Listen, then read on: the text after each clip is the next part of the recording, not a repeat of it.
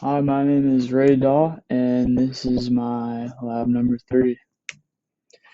So, just a brief introduction. Pretty much the whole goal of this lab was to measure the magnetic field due to a dipole from a magnetic field detector on our phone. And as you can see on the diagram to the right, pretty much what we would do is line up that magnetic field detector on our phone, which is where the X is marked on a meter, a yardstick, or whatever, and then you would line up the dipole. I did this on axis, so we had to account for that on the yardstick, and we would measure the magnitude of the X component of this magnetic field at different distances. And then pretty much what we would do with that is off to the left, you see the equation for magnetic field, the bar, and what we would do here is solve for a K value using different distances, which would be the R. And then from this, we could calculate the mu value of the magnetic dipole. So here are the results we got. Off to the right, you can see a graph of the natural log of the X components of the magnetic field at the different observation locations, graphed against the natural log of the magnitude of the observation locations.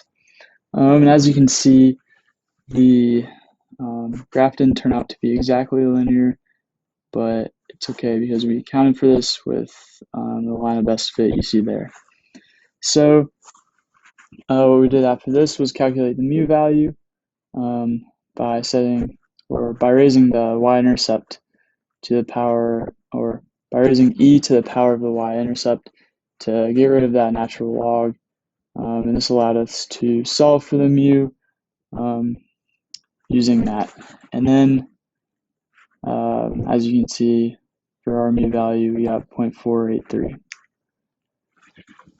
So for the coding, the whole idea was to do the same thing, but also to account for the perpendicular observation locations, and then to display what the field would look like visually too. So at the top there, you can see the equation we used to find the magnetic field at all the different observation locations. As you can see to the right, we had 2 on axis and 4 that were on perpendicular to the dipole. And then on the bottom to the left, you can just see how we coded the above equation. So as you can see here, these are the results we got from the coding. At the top, you can see how we used the equation to create the arrow that would display the magnetic field at all the observation locations. And we only have one here, but they all pretty much look the same in our coding. The only things that would change would be, the number, or whether it said perpendicular or on axis. But anyways, and then to the right, you can see numerically the values we got for the vectors of each of the magnetic force vectors. And as you can see, the ones perpendicular to the dipole are exactly half the magnitude of the on-axis magnetic fields. And this makes sense because if you look at the equation for the on-axis magnetic field for a dipole, it is exactly twice of that of the perpendicular formula. And then to the bottom right, just to confirm the result of the coding, you can see what it should look like, and that is about what we got. So that is good. And just some final questions. So what if we hadn't oriented our experiment to compensate for magnetic north? So really we hadn't compensated for the Earth's magnetic field. Pretty much what this would have done is it would have thrown off all our values for the magnetic field and the x direction um, by a certain constant.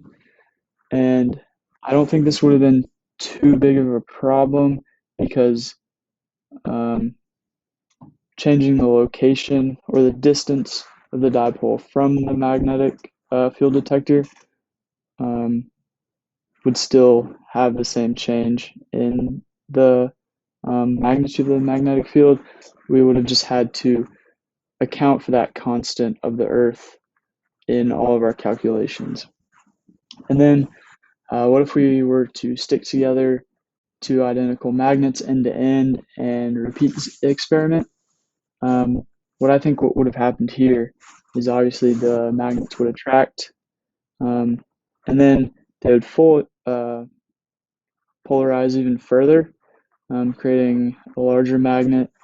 And all I think this would have really done is double the mu value.